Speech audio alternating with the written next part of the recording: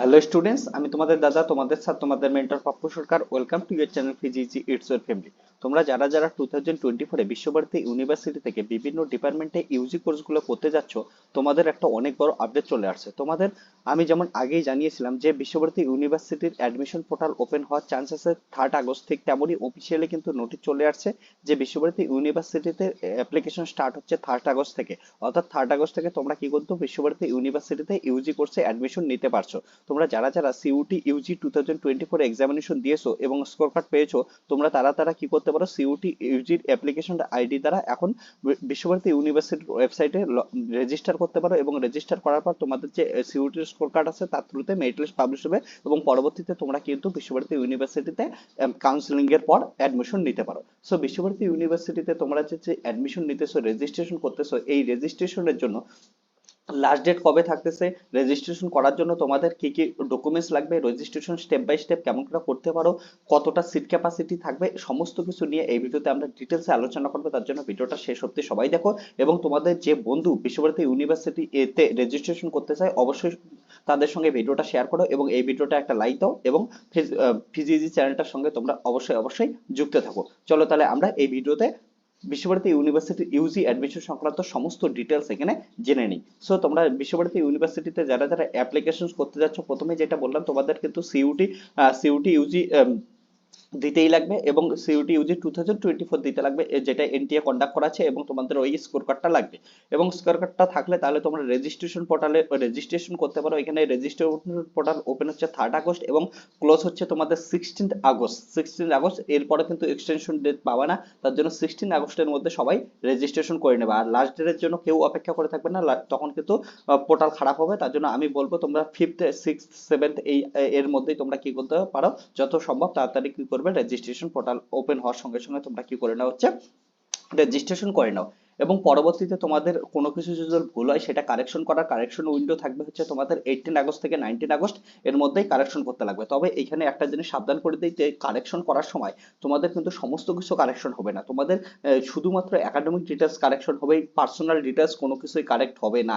যেমন তোমাদের নাম ভুল হলে সেটা কারেক্ট করা যাবে না, তোমাদের ডেট অফ বার্থ ভুল হলে কারেক্ট করা যাবে না, তোমাদের রেজিস্ট্রেশন বা তোমার যদি কাস্ট সার্টিফিকেটে ক্যাটাগরি সিলেকশনে কোনো কিছু ভুল করো, তাহলে কিন্তু তোমাদের কিন্তু সেখান থেকে সেগুলা কারেকশন উইন্ডোতেও কারেকশন করা যাবে না। তখন তোমাদের কিন্তু তোমার কিন্তু অ্যাপ্লিকেশন ক্যান্সেল হয়ে যাবে, এবং তোমাদের বিশ্বভারতী ইউনিভার্সিটির মেরিট লিস্টেও আর নাম আসবে না, অ্যাডমিশনও তোমার নেওয়া পসিবল হবে না। তার জন্য বলবো, যখন তোমরা অ্যাপ্লিকেশন করবে, অ্যাপ্লিকেশন করার সময় পার্সোনাল ডিটেলস যেটা আছে তোমরা কিন্তু বারবার বারবার বারবার চেক করে নাও, ঠিক আছে? 3বার 4বার 5বার চেক করে নাও, কোনো কিছুর জন্য ভুল না হয়। 2024 আমি অনেক স্টুডেন্টের দেখছি তাদের ক্যাটাগরি সিলেকশনে ভুল হয়েছে বা নাম সিলেকশনে ভুল হয়েছে, এর জন্য কিন্তু তাদের রেজিস্ট্রেশন ক্যান্সেল হয়ে গেছে এবং অ্যাডমিশন নিতে পারেনি। তার জন্য তোমরা এটা সাবধান হবা। তবে হ্যাঁ, তোমাদের যদি একাডেমিক ডিটেলস কোনো কিছু কোনো কারণে ভুল হয়ে যায়, সাপোজ তোমার স্কোর কার্ড বসাতে কোনো একটু ভুল হয়েছে, ঠিক আছে, মাধ্যমিকের রেজাল্ট বা উচ্চ মাধ্যমিকের রেজাল্ট ডকুমেন্টস আপলোড করতে ভুল হয়েছে, তখন সেগুলো কিন্তু কারেকশন উইন্ডোতে তোমরা আপলোড করতে পারবা। তার জন্য এই জিনিসটা সাবধান হবা।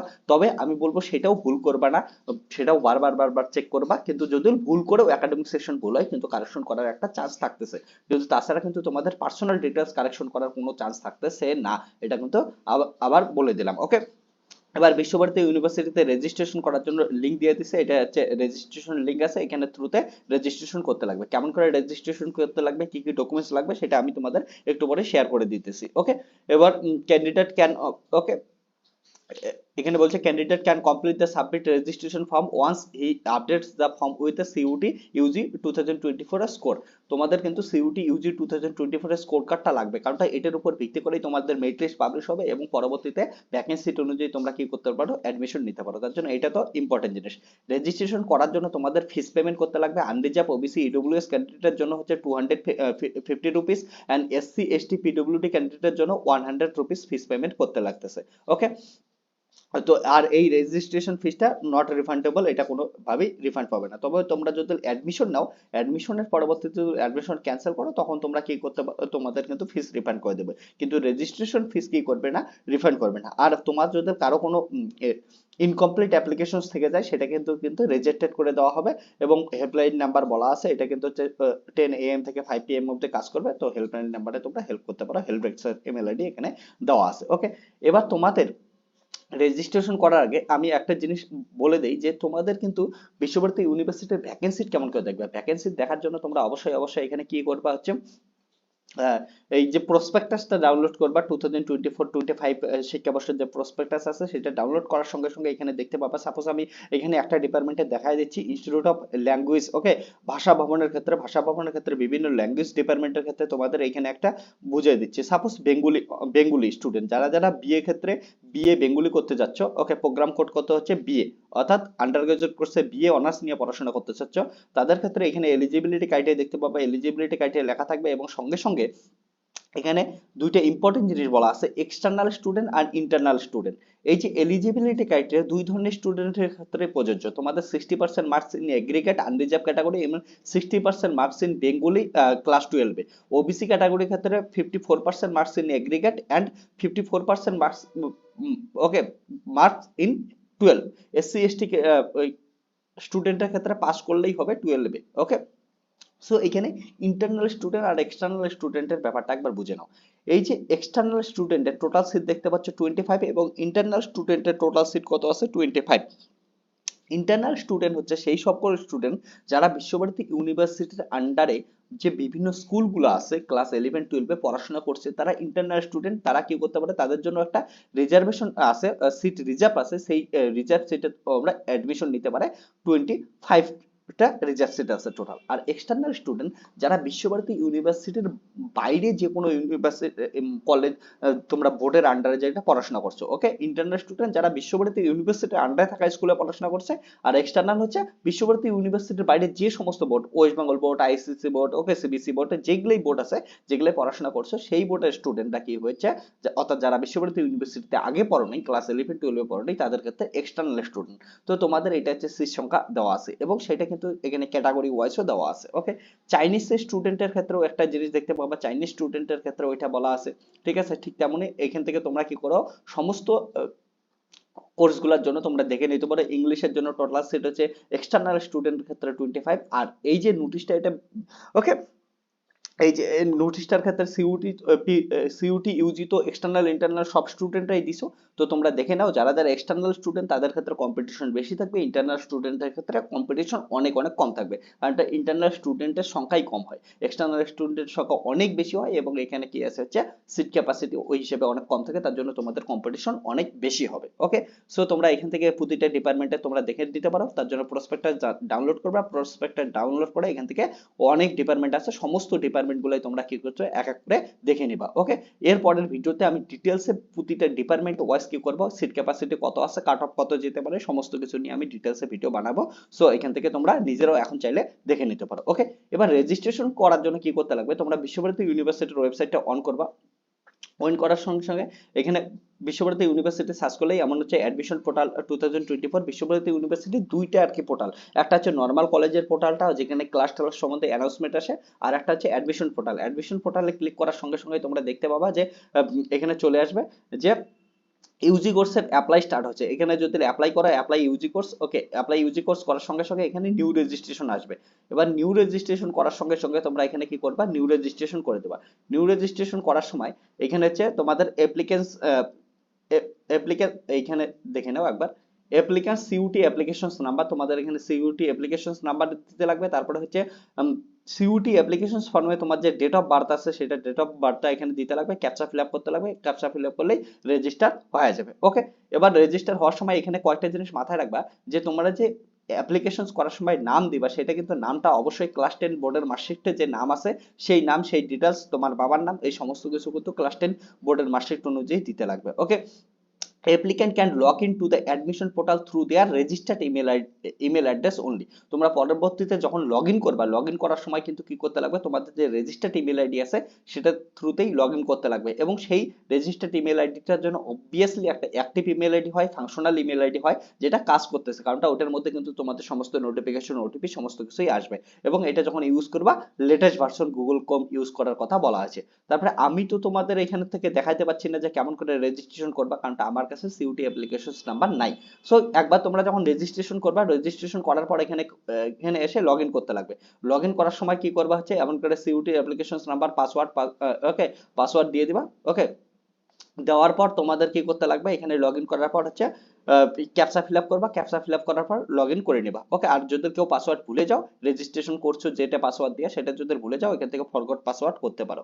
ওকে, ফরগট পাসওয়ার্ড করে নিতে পারো, ডিটেলস এখানে চলে আসবে। ওকে, তারপর করার পর লগ ইন করবা, লগ ইন করার সঙ্গে সঙ্গে তোমাদের হচ্ছে এই ধরনের একটা ইন্টারফেস ওপেন হবে।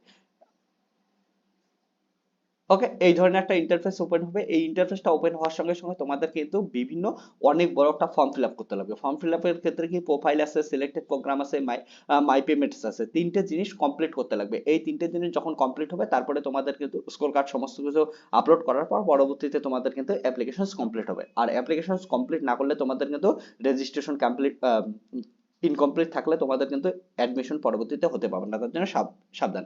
ওকে, তারপরে রেজিস্ট্রেশন হয়ে গেল, ফিল প্রোফাইল ডিটেলস হয়ে গেল। এবার প্রোফাইল ডিটেলস এর ক্ষেত্রে কি কি দিতে লাগবে দেখো, এখান থেকে ভিউ প্রোফাইল একবার দিয়ে নেবা। ওকে, রেজিস্ট্রেশন এখানে যা আছে বলা আছে সমস্ত কিছু দিয়ে দিবা। Application number, captcha fill up করলা, তারপর প্রোফাইলে আসার সঙ্গে সঙ্গে তোমাদের এখানে সিলেক্টেড প্রোগ্রাম, যে প্রোগ্রামে পড়াশোনা করতে যাচ্ছ সেই প্রোগ্রামটা এখানে সিলেক্ট করবা। তারপর প্রোগ্রাম ডিটেলস এখানে চলে আসবে। প্রোগ্রাম ডিটেলস আসার সঙ্গে সঙ্গে পরবর্তীতে এই যে suppose Bengali honours program select করছো, বেঙ্গলি অনার্স প্রোগ্রাম সিলেক্ট করলে এখানে আবার হচ্ছে এতগুলো ডিটেলস তোমাদের এখন করতে ফিল করতে লাগবে। প্রোগ্রাম সেকশন, তারপরে পার্সোনাল সেকশন, একাডেমিক্স ডিটেলস, ওকে, আদার্স ডিটেলস, আপলোড, প্রিভিউ, তারপরে পেমেন্ট, এই 7টা স্টেপে ফর্ম ফিল আপটা কমপ্লিট হবে, রেজিস্ট্রেশন। ওকে, এবার রেজিস্ট্রেশন, তারপরে বেঙ্গলি অনার্স তোমার দেখাচ্ছে যে প্রোগ্রামটা সিলেক্ট করছো সেই প্রোগ্রামটা সিলেক্ট করছো, এবং প্রথমে তোমাদের দেখা যাবে নট পেইড বা নট সাবমিটেড, ক্লিয়ার আছে। তারপরে এখানে নেক্সট করবা, কিন্তু যখনই একবার ফিস পেমেন্ট করে দেবা তারপরে এখানে এসে দেখবে যে পেইড হবে আর সাবমিটেড হবে। আর কি কোন গেটওয়ে থ্রুতে তোমরা হচ্ছে ফিস পেমেন্ট করলে তাড়াতাড়ি ফিস পেমেন্ট হবে সেটাও আমি ভিডিও শেষে বলে দেবো। ওকে, সো তোমাদের পার্সোনাল ডিটেলস, বারবার বলতেছি এই পার্সোনাল ডিটেলস কেউ ভুল করবে না। পার্সোনাল ডিটেলস পরবর্তীতে কিন্তু তোমরা হচ্ছে চেঞ্জ করতে পারবা না। ওকে, আর পার্সোনাল ডিটেলস একবার ভুল করবা সেটা কিন্তু তাহলেই তোমাদের কিন্তু একবার শেষ অবস্থা। ওকে, তাহলে ডিএক্টিভ রেজিস্ট্রেশন করতে লাগবে, ডিএক্টিভ রেজিস্ট্রেশন করে আবার নতুন করে কিন্তু দিতে লাগবে, তার জন্য পার্সোনাল ডিটেলস কেউ ভুল করবে না। ওকে, তারপরে এখানে কি করতে পারো, পার্সোনাল ডিটেলস সমস্ত কিছু যেগুলা যেগুলা চাবে, তোমাদের ফুল নেম অবশ্যই দিবা, জেন্ডার, মেরিটাল স্ট্যাটাস, ক্যাটাগরি কিন্তু ভুল করবেই না, ব্লাড গ্রুপ, ন্যাশনালিটি, এগুলো সমস্ত কিছু, রেজিস্টার ইমেল আইডি দিবা, রেজিস্টার মোবাইল নাম্বার দিবা, ঠিক আছে, অল্টারনেটিভ এগুলো দিলে দিবা, না দিলে নেই, সমস্ত কিছু দিয়ে দিবা। ওকে, দেওয়ার পর তোমাদের হচ্ছে এখানে আবার শো করবে, তারপরে নেক্সট করবা, নেক্সট করার সঙ্গে সঙ্গে এগুলো আসবে, তারপরে এলিজিবিলিটি ক্রাইটেরিয়া দেখা দিবে। এলিজিবিলিটি ক্রাইটেরিয়া তোমরা একবার যদি ফুলফিল করো তাহলে টিক মার্ক মারবা এলিজিবিলিটি ক্রাইটেরিয়া। তারপরে হচ্ছে তোমাদের এখানে কোয়ালিফিকেশন ডিগ্রি, ক্লাস 10 এর ইকুইভ্যালেন্ট কোয়ালিফিকেশন ডিগ্রি যাবে, সমস্ত কিছু এখানে দিয়ে দিবা। ওকে, তারপরে ক্লাস 12 এর ইকুইভ্যালেন্ট ডিগ্রি যা কিছু চাচ্ছে তোমাদের ফর্ম ফিল আপের সময় দিয়ে দিবা, এবং এখানে নেম সাবজেক্ট যে যে মার্কস গুলা পেয়েছো সেই মার্কস গুলা এখানে দিতে লাগবে। ওকে, সমস্ত কিছু দিয়ে দিবা। তারপরে একাডেমিক ডিটেলস এখানে সমস্ত কিছু আবার শো করবে, যেগুলা মার্কস দিচ্ছ এগুলো সমস্ত কিছু এখানে শো করাবে, একবার তোমরা চেক করে নিবা। চেক করে নেওয়ার পর তারপরে হচ্ছে ক্লাস 12 এর ডিসপ্লে যেগুলা করবে, ক্লাস 12 এর সমস্ত ডিটেলস দেখাবে। তারপরে আদার্স ডিটেলস এ যেগুলা চাবে সেগুলা তোমরা এখানে সবকিছু দিয়ে দিবা। যদি তোমাদের ইয়ার গ্যাপ থাকে ইয়ার গ্যাপ এগুলো সমস্ত কিছু লিখে দিবা। ওকে, তার পরবর্তীতে কি আসবে, তোমাদের এখান থেকে এই ইয়ার গ্যাপের এই সমস্ত কিছু ডিটেলস গুলো দেখতে পাবা। দেখার পর এখানে তোমাদের আপলোড সেকশন আসবে, আপলোড সেকশনে তোমাদের কি হচ্ছে ফটো আপলোড করতে লাগবে, সিগনেচার আপলোড করতে লাগবে।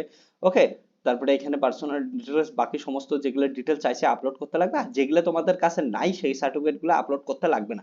যেমন পিএম সার্টিফিকেট, সার্টিফিকেট না থাকলে তোমরা অ্যাপ্লাই করবে না, কাশ্মীর মাইগ্রেন্ট না হলে অ্যাপ্লাই করবে না, তোমাদের অ্যাপ্লাই করার দরকার নেই।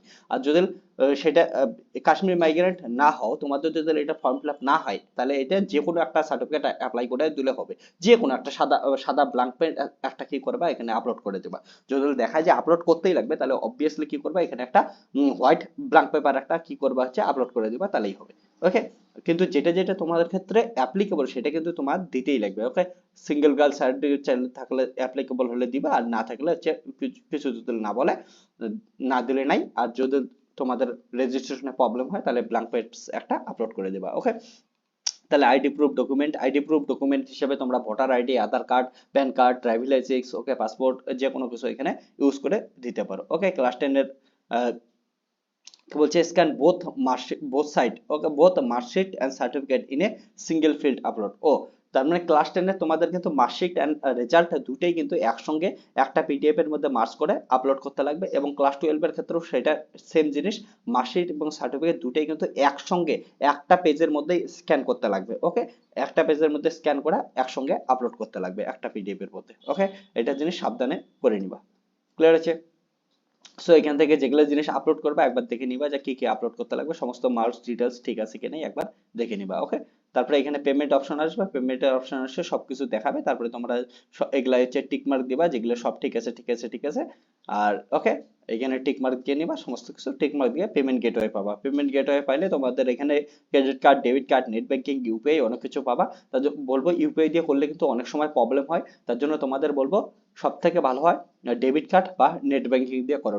ডেবিট কার্ড বা নেট ব্যাংকিং দিয়ে করলে ইজিলি তাড়াতাড়ি হয়। অন্যগুলো দিয়েও হলে ফিস পেমেন্ট হবে, কিন্তু ইউপিআই দিয়ে করলে অনেক সময় আটকায় যায়, সেটা কিন্তু 48 ঘন্টা ওয়েট করতে লাগে। 48 ঘন্টার পরেও যদি তোমাদের প্রবলেম সলভ না হয় তাহলে হেল্পলাইন নাম্বারে কন্ট্যাক্ট করবা, তার পরবর্তীতে ওরা বলে দেবে কি করতে লাগবে। ওকে, আর যদি ডেবিট কার্ড দিয়ে সব থেকে ভালো হয়, তোমরা ডেবিট কার্ড নেট ব্যাংকিং দিয়ে করতে পারো। ওকে, পেমেন্ট একবার সাকসেসফুল হলেই তোমাদেরকে এসে ডাউনলোড করতে পাবা, তারপরে রেজিস্টার যেটা রেজিস্ট্রেশন ফর্মটা আছে, ঠিক আছে, অ্যাপ্লিকেশন হলো অ্যাপ্লিকেশন ফর্মটা অবশ্যই ডাউনলোড করে রাখবা, কারণ পরবর্তীতে তোমাদের যখন কাউন্সিলিং হবে, কাউন্সিলিং এর সময় কিন্তু সেই ফর্মটা দরকার পড়বে। ওকে, অবশ্যই তার জন্য ফর্মটা ডাউনলোড করে রাখবা।